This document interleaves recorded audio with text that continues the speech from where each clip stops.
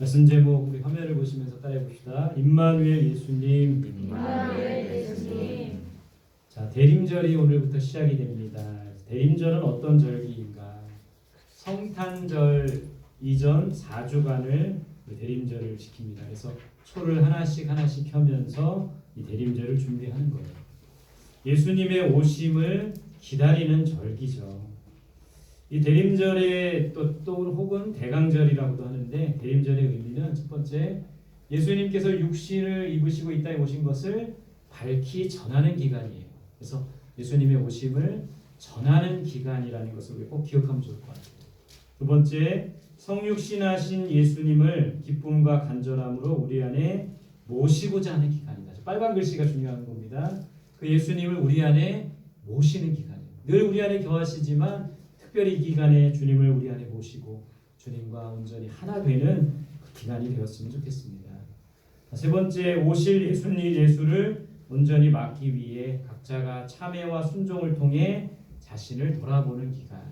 그래서 나를 돌아보는 기간이 되어야 됩니다.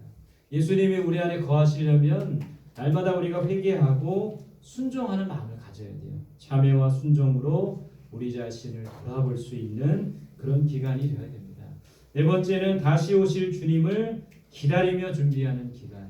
예수님께서 제자들에게 이제 부활하신 예수님이 하늘로 올라가시기 전에 내가 그 모습 그대로 다시 내려올 것이다. 재림을 약속하셨어요. 그래서 다시 오실 주님을 준비하며 기다리는 기간. 그래서 여러분, 우리가 대림절을 어떻게 보내야 되냐면 밝히 전하고, 예수님을 전하고 예수님을 우리 안에 모시고 우리 자신을 돌아보고 그 주님을 기다리는 그런 대림절 기간이 되었으면 좋겠습니다. 오늘 계시록 22장 20절 한번 같이 읽어볼까요? 시작. 이것들을 증언하신 그가 이르시되 내가 진실로 속히 오리라 하시거늘 아멘. 주 예수여 오시옵소서. 여러분, 이 성경의 마지막이 이렇게 끝나요. 아멘. 주 예수여 오시옵소서. 네 글자로 뭐라고 합니까? 마라나타. 마라나타라는 말이 아멘. 주 예수여 오시옵소서, 이런 뜻이에요. 그래서 우리는 주님의 오심을 기다리는 사람들이 되어야 된다는 거예요. 자, 오늘 이 성경에서는 예수님의 태어나심에 대해서 이야기하고 있습니다. 성경에 보니까 마리아와 요셉이 약혼하고 동거하기 전에, 약혼은 했지만 결혼식을 올리지는 않았어요. 그리고 아직 동거하지 않는 그런 상황에 마리아가 아이를 갖게 됩니다. 근데 그 아이는 성령으로 잉태된 거예요. 우리가 마리아를 말할 때 동정녀 마리아라고 하죠. 무슨 말이에요? 처녀 마리아라는 말이에요. 그러니까 마리아는 요셉과 약혼은 했지만 아직 동거하지는 않고 합방하지는 않고 아직 처녀인 거예요. 처녀가 어떻게 얘기를 가질 수가 있습니까? 성경에서는 성령으로 잉태한 것이다. 하나님의 영이 마리아에게 임하여 잉태한 것이다. 이렇게 말하고 있어요.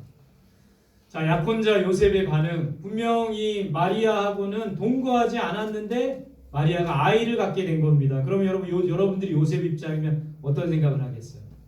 마리아가 임신한 저 아이가 내 아이가 아닌가 보다. 나하고는 분명히 동거하지 않았는데 어떻게 아이를 갖게 됐지? 이런 의심을 가질 거예요. 이런 불신의 마음이 들었을 겁니다.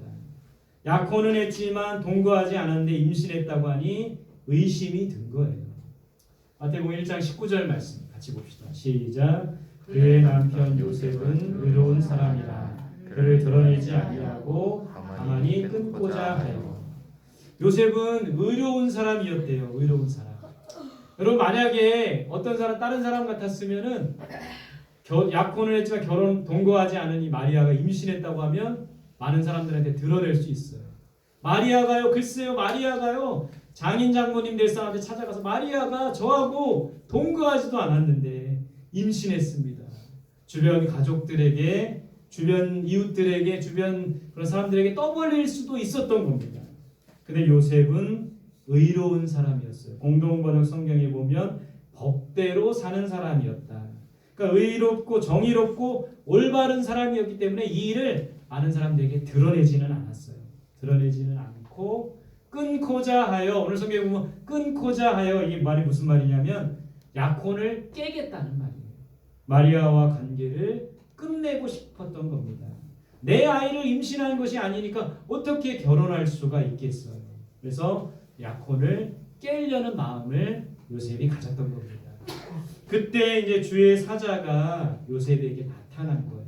오늘 1장 20절 말씀 같이 봅시다. 시작. 이 일을 생각할 때에 주의 사자가 현몽하여 이르되 다윗의 자손 요셉아 내 아내 마리아 데려오기를 무서워하지 말라.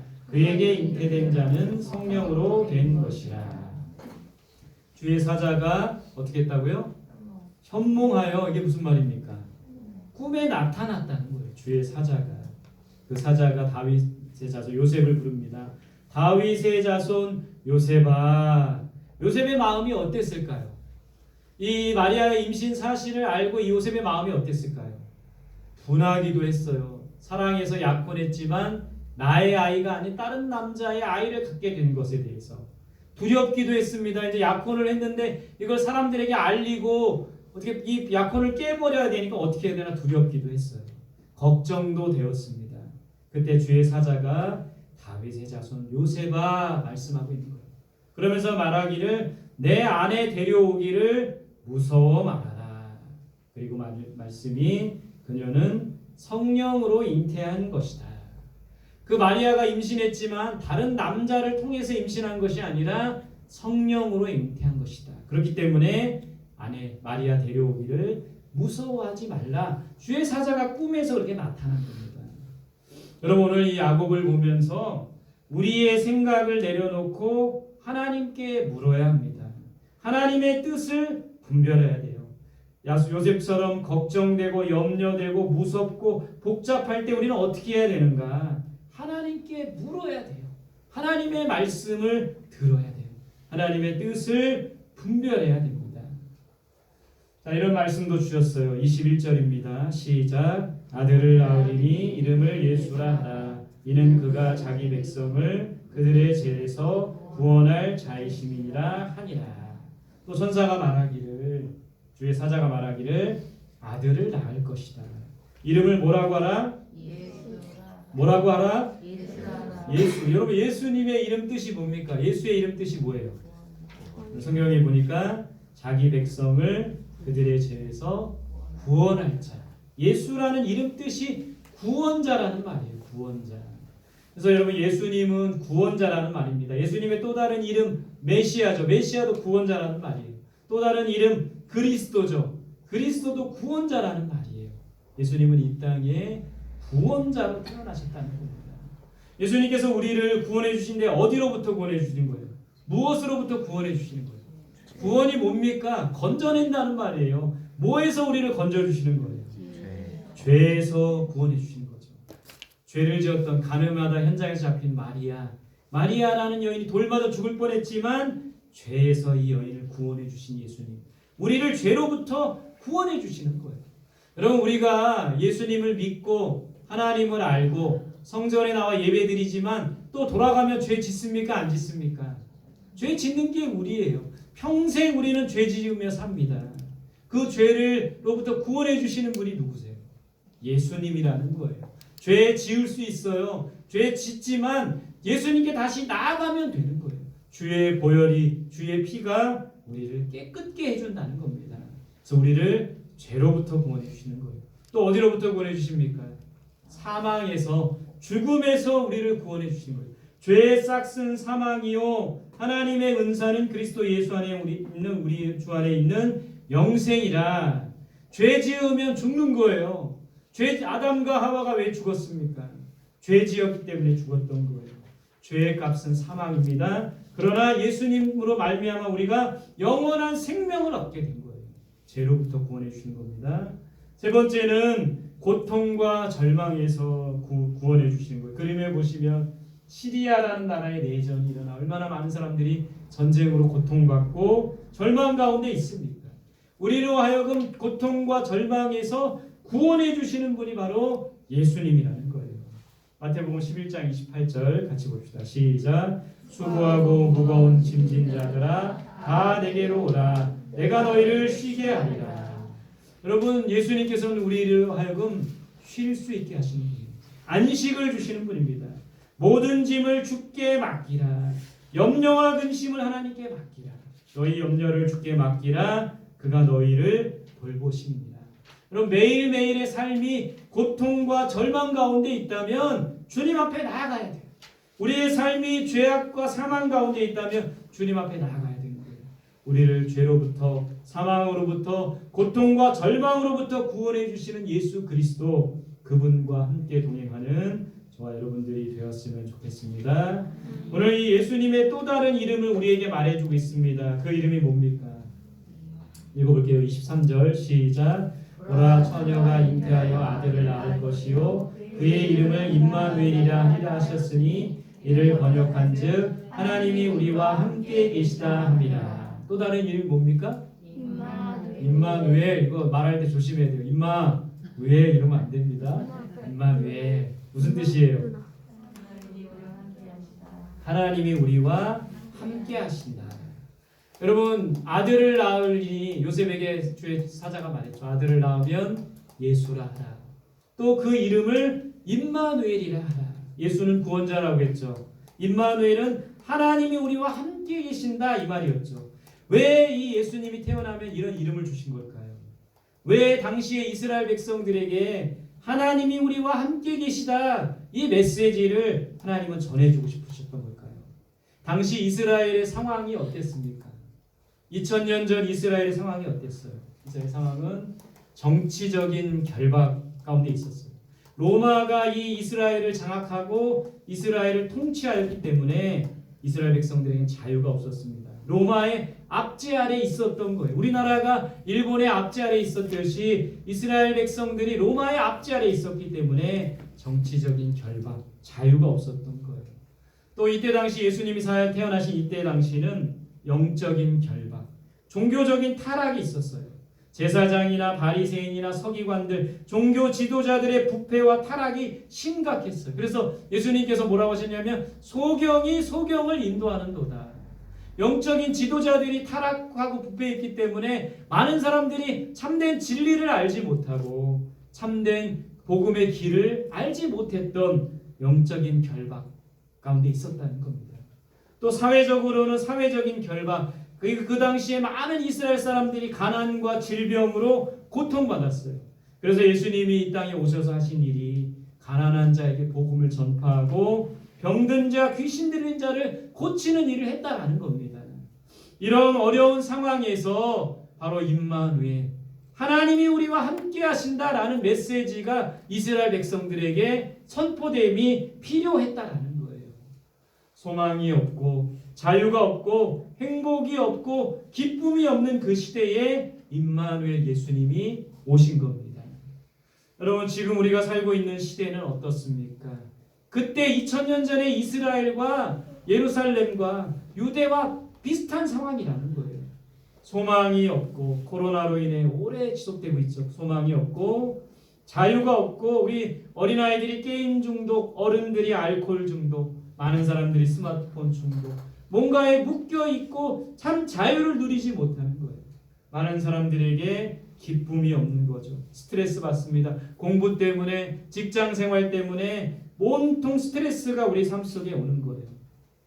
행복이 없는 시대, 기쁨과 행복이 없는 그런 시대. 여러분, 이런 시대에 누가 우리의 소망과 기쁨이 될 수 있을까요? 누가 우리의 소망과 기쁨이 될 수 있을까요? 바로 누구입니까? 메시아, 구원자 예수라는 거예요. 예수님을 만난 사람들은, 성경에 보면 예수님을 만난 사람들에게는 참 기쁨과 행복이 있었던 겁니다. 바로 누가 우리에게 소망과 기쁨이 됩니까? 임마누엘 예수님이 기쁨과 소망이 되는 거예요. 이사야 41장 10절 말씀 같이 봅시다. 시작. 두려워하지 말라. 내가 너와 함께함이라. 놀라지 말라. 나는 내 하나님이 됩니다. 내가 너를 굳세게 하리라. 참으로 너를 도와주리라. 참으로 나의 의로운 오른손으로 너를 붙들리라. 여러분, 하나님이 우리와 함께 하신다는 임마누엘 예수님, 그 예수님이 우리에게도 필요한 거예요. 2000년 전에 소망 없이 살아가는 그 이스라엘 백성들에만 필요한 것이 아니라 오늘을 사는 우리들에게도 임마누엘 예수님이 필요합니다. 하나님이 우리와 함께 하신다는 그 놀라운 사실이 필요한 거예요. 자, 잠에서 깨어난 요셉이 어떻게 했습니까? 마태복음 1장 24절 25절입니다. 시작. 요셉이 잠에서 깨어 일어나 주의 사자의 분부대로 행하여 그의 아내를 데려왔으나 아들을 낳기까지 동침하지 아니하더니 다음에 이름을 예수라 하니라. 성경에 보니까 요셉은 주의 사자의 분부대로 행합니다. 하나님의 말씀에 순종하여 마리아를 데려왔어요. 그리고 아들을 낳게 됩니다. 이해가 되지 않았어요. 납득이 가지 않았습니다. 그래도 하나님의 말씀에 순종했던 거예요. 순종이라는 것은 우리가 다 이해한다고 해서 순종하는 게 아니에요. 납득이 다 간다고 해서 순종하는 게 아니라 이해가 되지 않고 납득이 가지 않아도 순종할 수 있어야 되는 거예요. 그 요셉의 순종으로 말미암아 예수님이 탄생하게 되었습니다. 그리고 하나님의 뜻이 이루어진 거예요. 예수님이 이 땅에 태어나셔서 온 모든 사람들을 죄로부터 사망으로부터 절망과 고통으로부터 구원해 주셨다는 것이죠. 이렇게 요셉 한 사람의 순종. 여러분 만약에 오늘 이 이야기를 요셉이 순종하지 않았다고 한번 생각을 해보세요. 요셉이 도망갔습니다. 누군가를 통해서 또 마리아는 여전히 임신했기 때문에 아이를 낳을 수 있었지만 하나님의 선하신 뜻이 예수님은 아버지가 없이 그냥 자랄 수도 있는 그런 사람이 될 수도 있었던 거죠. 그러나 마리아의 순종, 요셉의 순종으로 인하여 하나님 예수님이 탄생하게 되었고 하나님의 뜻이 온전히 이루어질 수 있었다라는 것을 생각해야 돼요.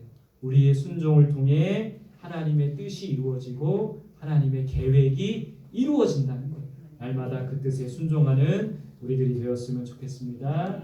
자, 대림절 첫 번째 주일인 오늘 우리가 이 대림절을 어떻게 보내야 될까? 첫 번째 따라합시다. 예수님을 기다리는 대림절. 예수님을 날마다 간절히 기다려야 돼요. 이 땅에 다시 오시옵소서. 마라나타 주 예수여 다시 오시옵소서. 이런 마음으로 대림절을 보내야 돼요. 두 번째 따라합시다. 하나님과 함께하는 대림절. 하나님과 함께하는 대림절. 임마누엘이라고 했잖아요. 하나님이 우리와 함께 하신다고 했잖아요. 하나님이 함께하는 그런 대림절 기간이 되었으면 좋겠습니다. 세 번째 따라합시다. 말씀에 순종하는 대림절. 말씀에 순종하는 대림절. 요셉과 마리아가 순종하여 예수 그리스도를 이 땅에 태어나게 했고 하나님의 뜻이 이루어지게 한 것처럼 우리도 하나님의 말씀에 순종하는 대림절이 되어야 돼요. 그런 대림절 기간이 되시기를 간절히 소망합니다. 아멘.